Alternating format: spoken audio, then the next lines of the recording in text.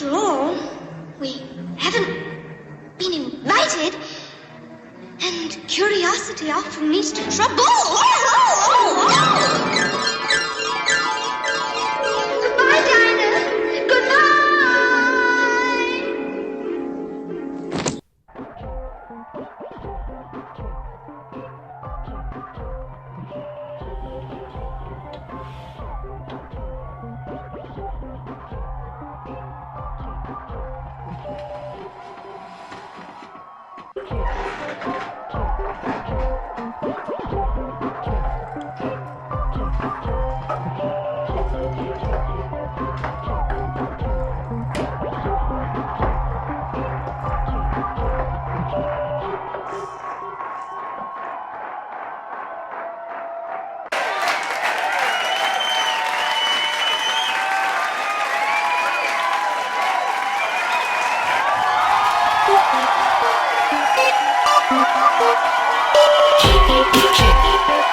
Brought to you from the highest heart of the world's most livable city, the King!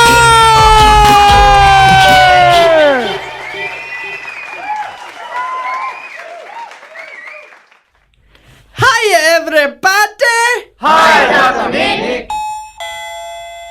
Hello, welcome. Yes, welcome to the Kink TV show.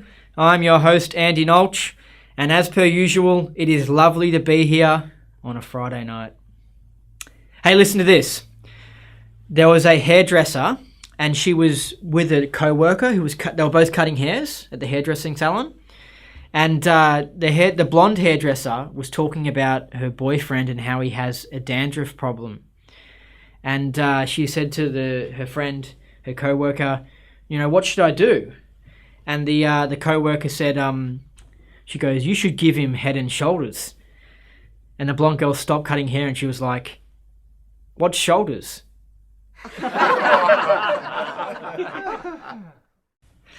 I was reading about the Sikhism religion the other day, and they believe in reincarnation.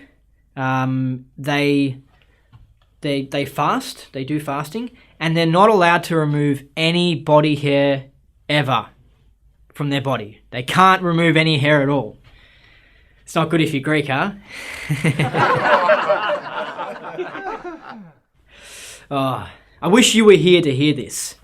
I wish you were here to hear this. Seriously, you're missing out. All right, no, seriously, I do study a lot of things.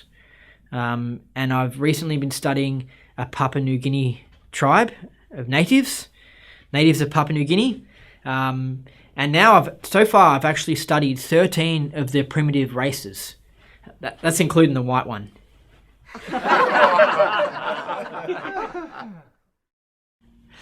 It's all very interesting. Well, I'll show you something that's interesting, and that's tonight's show. We have footy man, funny man, Ricky Nixon, and a news report about the Pope.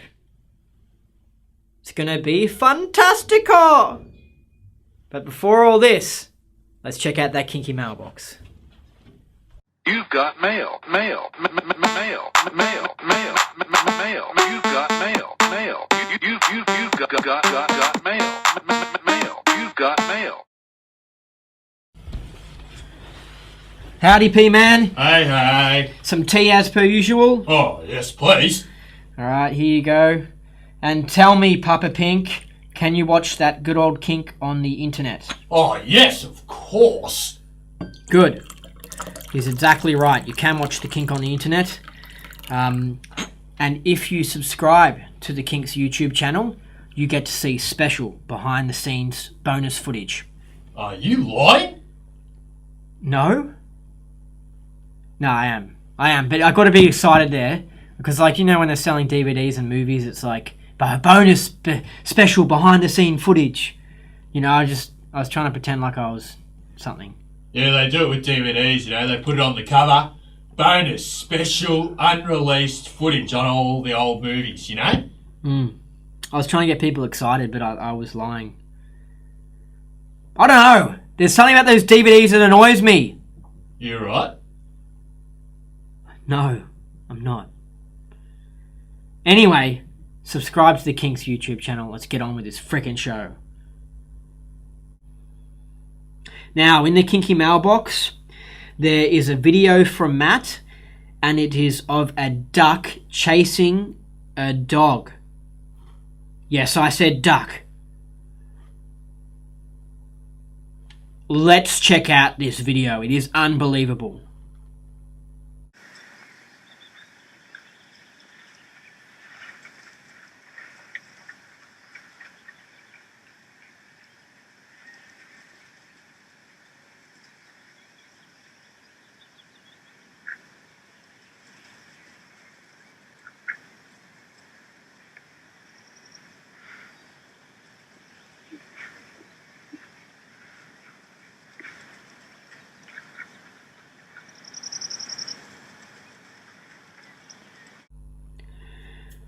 Well, that's one way to keep your dog entertained.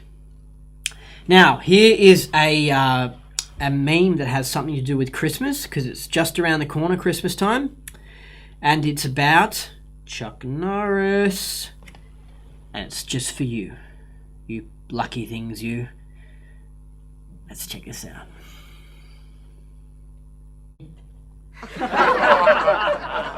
Yeah, good old Chuck Norris. Now look, if you want to be like Chuck Norris, you got to drink up your green tea, Papa Pink. You keep on ignoring this green tea.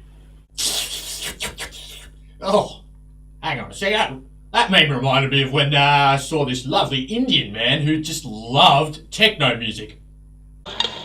They're just what? They know what is what, but they don't know what is what. What the... Yeah, I love good old techno. Now, if you need advice or have anything funny, send it in to the Kinky mailbox. Ruff! Ruff! Ruff! Ruff! Ruff! Ruff! Ruff! Ruff! Alright, calm down, boy, calm down. Okay, if you want to see stuff from this show on your Facebook, make sure you like the Kink's Facebook page. We have to do an ad break, but coming up is Ricky Nixon, so make sure you're still watching, yeah!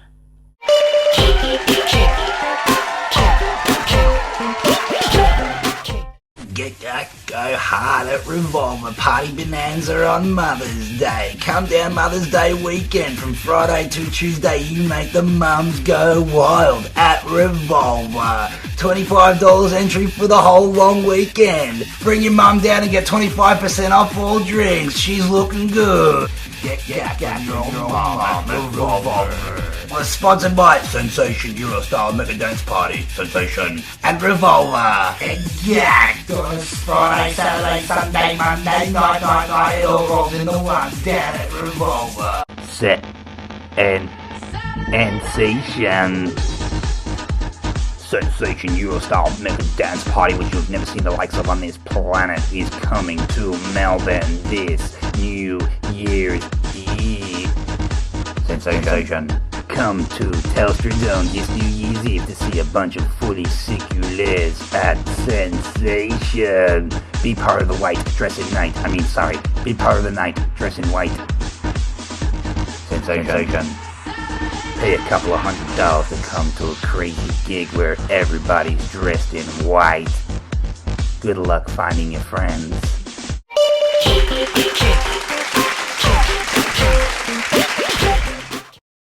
Welcome back. It's now time for tonight's guest. He used to play football, he used to manage people who played football, and now he says jokes, and in the future, he might manage people who says jokes. Please make welcome Ricky Toot Toot Nixon! Andy, how are you, mate? Good to see you, brother. Good to see you. Hi, everyone. What's this thing you got here, Ricky? Oh, look, I did one. My book's Oh, out. yes, Mate, there's good, a special yes. copy for you, my side. Yeah, Ricky Nixon, my side. I heard about this and I definitely want to get into it. Yeah, look, Yeah. it's a bit different. It's very brutal and honest, and no, it's sold a lot better than I thought, to be honest. So yeah, Does it sell as good as green tea? Maybe, I don't know. Yeah, I don't know whether see. they're healthy people. Oh, Let's see, green tea. Yeah. Thank you. I think people can read the book while they're having a cup of green tea. Perfect. Yep. So, how long's it been on sale for? Went on sale in April. I self-published, which means you pay your own costs. But because I do so many speaking gigs every weekend since January, basically booked out, football clubs mainly. Yeah. You sell it out there, and when you go out of Melbourne, anywhere out of Melbourne, people want to hear your story. So Yeah. when I go out and speak, I do both comedy and do the serious side as well, and it's been going really well. So. And so has a book got comedy and serious side, you know? It has, actually. It sort of, I guess, explains why I did comedy. And, when I first announced that I was going to do comedy, I copped a lot of flack from, comedians saying, why is he doing it? And, he's not as good as us and everything else. And the reason I did it was simply this. I was in rehab for a cocaine addiction. And when I laid in bed one day, the people on television said the hardest thing to do in the world is be a stand-up comedian. So I said in my head, guess what? You can't go back to being an AFL player manager. You've done it. You've got to find a new mountain to climb. So in my head, I said, I don't have to be successful. I just have to have a go. Get out of bed every day, stop doing cocaine, enjoy myself, actually get out and have a bit of fun. And the book's about that. And the amount of people who have bought it who are in a bit of trouble, they're depressed, they've got anxiety, some are in prison even today. Wow. It's I guess seen as a bit more as motivational. When it first came out, people thought it was just me giving my side of the story, but it's not like that at all. Interesting, yeah. I didn't think it would have that sort of stuff. It's almost like a self-help book. Yeah, pretty much, yeah. That's great. Look, I enjoy getting out there and I guess selling it to people, and the feedback's the best thing, for sure, and I give a lot away for free to people who need help. Simple as that. Good, yeah. And so you started stand-up comedy about 3 years ago? Yeah, I did, and it was probably 4 to 5 years ago now, and I was actually in rehab up in Queensland, and I was making some positive steps forward. And as I said, I heard on the television the hardest thing to do was comedy, and I came back to Melbourne and said I'm going to be a stand-up comedian. The Comedy Festival was on at the time. Oh, yeah. The Herald Sun wrote a double-page spread that I'm the unfunniest bloke in the world and everyone should go and protest. I hadn't even done a show. And my first 3 shows had 400 people at them. Wow, and for the Comedy Festival? Dave Hughes, and during the Comedy Festival, great. Biggest crowds were actually at my show. Great. Dave Hughes, who to be honest was very supportive, and the Comics Lounge, the people there were fantastic to me. The O'Sullivans, Tony, Grantley, and Dan. Yep. And basically, Dave Hughes said to me when I did my first show, Chicken. There was 14 people there, 6 left at half time. Just be yourself, just be natural, get out and enjoy yourself. And to be honest, it was the best tip I had. Yeah. I mean, you play footy sometimes, everyone focuses on you got to kick goals and you got to beat your opponent. Sometimes you just need to go out and enjoy yourself. Yeah. And that's what I do. And that's what we've got footage of, isn't it? Like of you performing your first gig. Yep. Is it your joke? I think we're going to show the joke now. Yep. All right, let's check it out.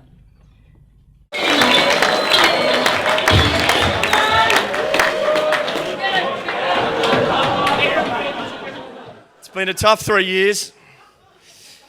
No tougher than the last few weeks, actually. I've been very, very, very depressed. Very depressed. I'll tell you why, because I only just found out schoolies isn't until November this year.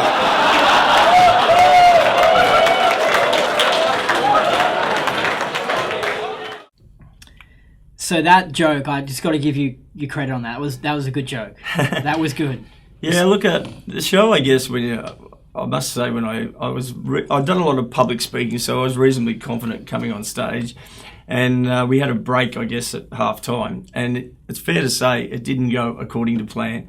And when I went back to the green room, a couple of people, very experienced comedians, came in and just said, "Look, cut the football crap. Just come out and just blaze away. Just have a crack." Yeah. So I came out and went with, do you realise I've been very depressed? And someone in the crowd said, "Why are you so depressed?" And I said, "Because I only found out schoolies is until November this year." Yeah. And toot. And the crowd just erupted. I found that whilst I don't want to harp on, what I've been through and what happened, because I'm to blame for all of that. And but it has its part, I guess, in what you do.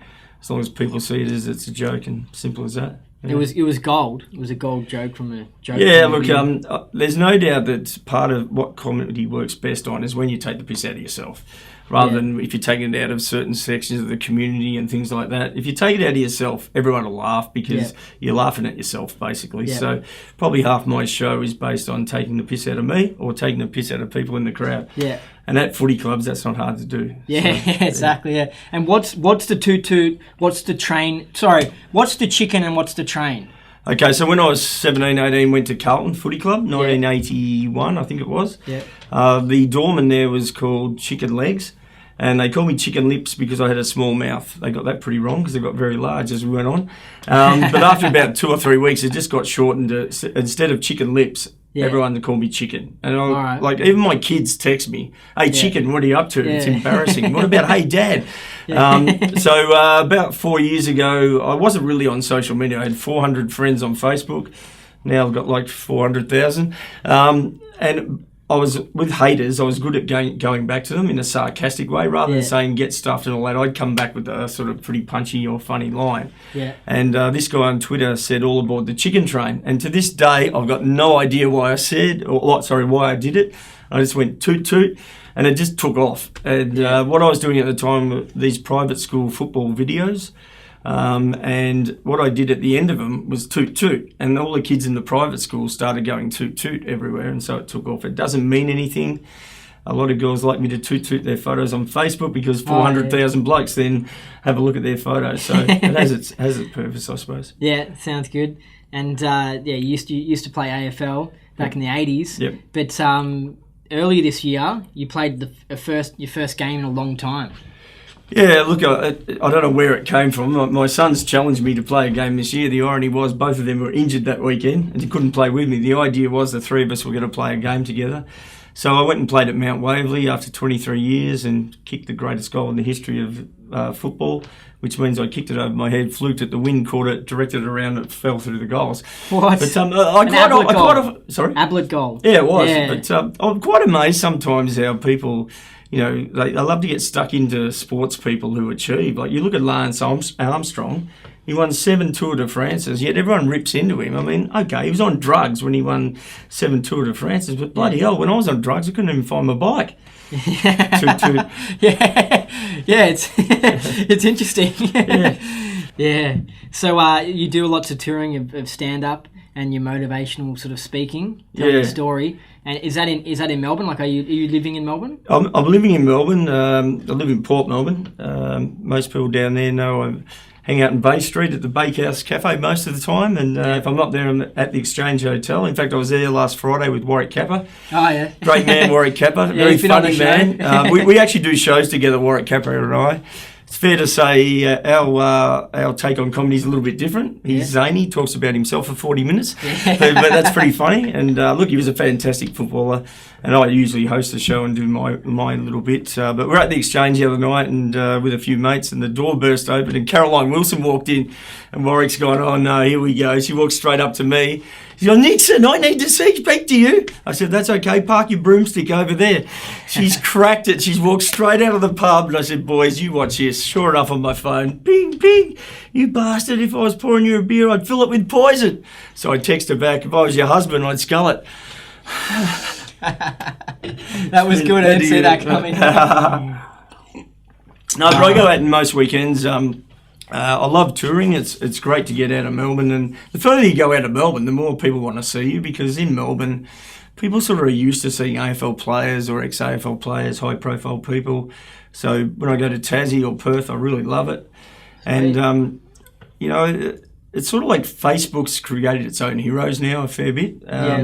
The days of you used to worship, when I grew up, all you knew was AFL, VFL footy, and your heroes were that. Today's heroes are sort of the Kardashians and, YouTube stars. They're almost fake heroes to some degree. And, I've developed a big following, and it's good to get out and meet people. Yeah. Well, it's good to have you on the show. And is it footy clubs or just anyone wants to book you for shows? What should they do? Yeah, look, for footy clubs, I've got a lot of cricket clubs coming up straight after the Spring Carnival.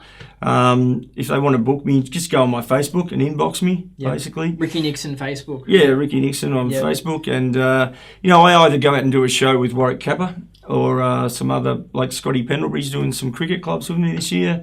And sometimes you've got to have a straight person as well as a funny side. Yeah. You know, someone like Scotty's, he's captain of the biggest and most popular sporting club in Australia. Yeah. So, you know, as I said, Warwick does shows with me and we get out there and have a bit of fun. And I'm one of those guys who hangs around, goes to the nightclub with everyone later, has a beer, and then the next day he says, why did I do that? All right, thanks for being on, Ricky. Good on you, Andy. All right, we have to go on an ad break, but the news is coming up, so make sure you stay watching.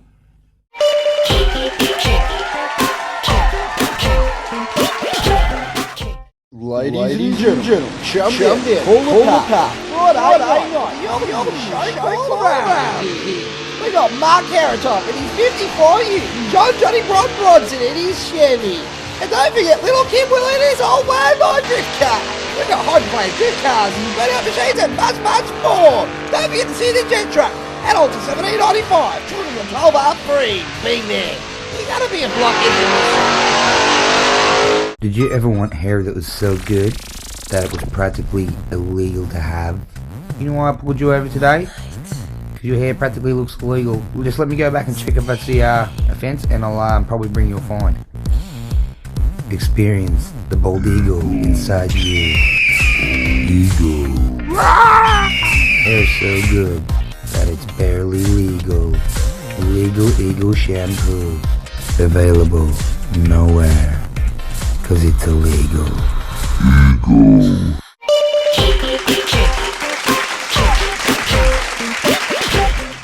Yeah, tell me about it, Andy. Girls, I know. I can't even drive near the damn vets anymore. Dirty thing. Oh! Oh, Sorry. we're on. Welcome back to The Kink with Andy Nolch, your hostess with the mostess. It's now time for the news. A melting man's house was robbed. What's going on in the city? What's going on in the world? Otherwise they'll ramp you down to the ground.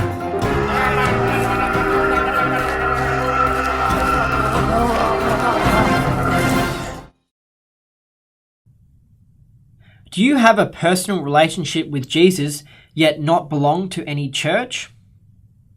Well, if you do, then apparently you are wrong, according to Pope Francis. During his Angelus address at the Vatican, he said, "There is no do-it-yourself in the church, no freelancers. Sometimes you may hear someone say, 'I believe in God, in Jesus, but the church, I don't care.' This is wrong. There are those who believe you can have a personal, direct, and immediate relationship with Jesus Christ outside of the communion and mediation of the church. These temptations are dangerous and harmful. They are absurd dichotomies." Pope Francis also stated that if atheists do good, then they can go to heaven too. These are very big statements to make in the Christian world, and many people are claiming with reference to the scriptures that the Pope is completely wrong. He delivered his speech from the traditional position of lying on one's back. Nella Chiesa non esiste il fai da te, non esistono battitori liberi. Quante volte Papa Benedetto ha descritto la Chiesa come un noi ecclesiale.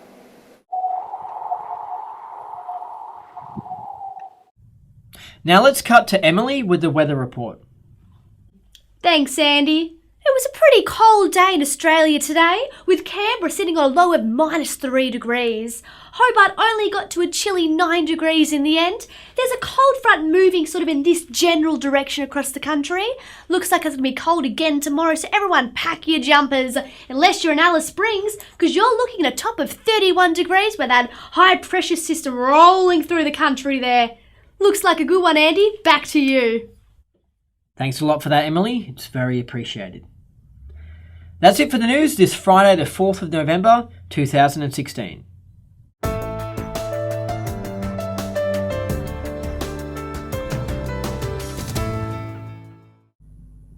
Well, that brings us to the end of tonight's show. Thanks for watching. If you would like to see more episodes of The Kink, make sure you subscribe to that good old YouTube channel.